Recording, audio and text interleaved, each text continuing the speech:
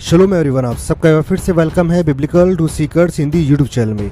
अभी कोरोना की समस्या से भारत देश को निजात नहीं मिली है।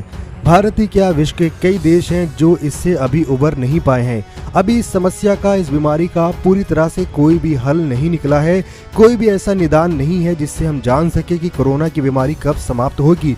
इसी बीच में एक खबर आ रही है कि कोरोना की ही तरह एक घातक बीमारी फिर से फैलने को तैयार है और ये बीमारी चीन से शुरू हुई है। इसके ऊपर रिसर्च भी हुआ है।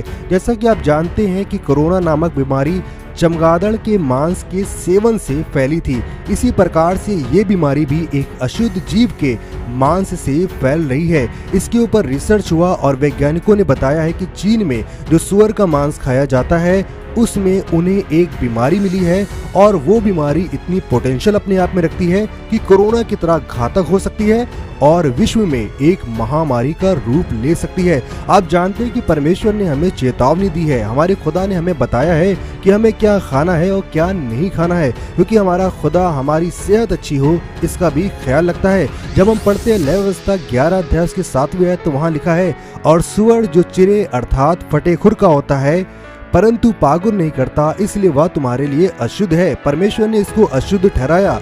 और वहीं हम पढ़ते हैं यशाया नबी की किताब 65 अध्याय के 4 आयत में, वहाँ लिखा है, ये कब्र के बीच बैठते और छिपे हुए स्थानों में रात बिताते, जो सुअर का मांस खाते और घृणित वस्तुओं का रस अपने बर्तनों में रखते हैं। परमेश्वर कहता है कि ऐसे लोगों से जो सुअर का मांस खाते हैं, जो घृणित वस्तुओं का सेवन करते हैं, उससे उनको नफरत है, वो उसको रीस दिलाते हैं। मसीह ने भी हमें बताया था, और जब तुम लड़ाई और बलवा की चर्चा सुनो तो घबरा ना जाना, क्योंकि इनका पहले होना अवश्य है परंतु उस समय तुरंत अंत ना होगा।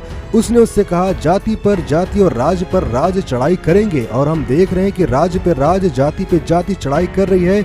और मसीह ने कहा था, बड़े भूडोल होंगे और जगह जगह अकाल और मरियां पड़ेंगी और आकाश में भयंकर बातें और बड़े बड़े चिन्ह प्रकट होंगे।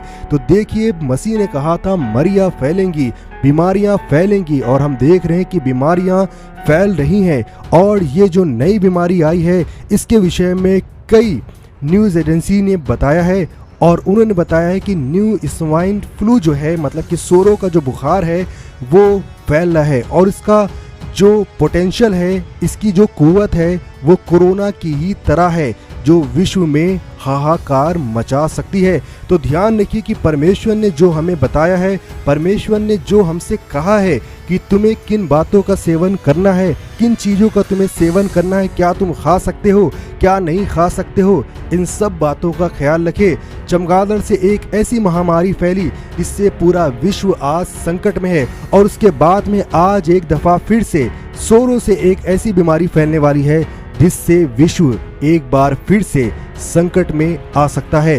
तो बच करके रहिए, सावधान रहिए, परमेश्वर के वचन का मनन करिए और अपने मनों को फिराइए, क्योंकि हम उस वक्त में चल रहे हैं जब बाइबल की बहुत सी प्रोफेसीज हमारे वक्त में पूरी हो रही हैं। बहुत सी भविष्यवाणियां हमारे दिनों में रूप ले रही हैं और वो हमारी आंखों के सामने दिखाई पड़ रही हैं। ये बातें हल्की नहीं हैं। अभी ये कलेश और बढ़ेगा और भी तकलीफें हम मनुष्यों को देखनी पड़ेंगी। आज गरीब मर रहा है, उसकी वजह यह है क्योंकि उसके पास में खाने के पैसे नहीं हैं। आज कितनी ज़्यादा गुर्बत बढ़ गई है। आज जितने विकासशील देश हैं वो भी अपने घुटनों को टेक चुके हैं। उनके सामने कोई भी सॉल्यूशन नहीं है कि वो इन बीमारियों से निजात पा सके। तो सावधान रहें, परमेश्वर की ओर फिरे और तमाम बुराइयों का अंत करे और मसीह का इंतज़ार करे। वो कभी भी प्रकट हो सकता है। हम नहीं जानते कि वो दिन कौन सा होगा, लेकिन परमेश्वर जरूर जानता है। तैयार रहें, सावधान रहें। आप सबको शलोम।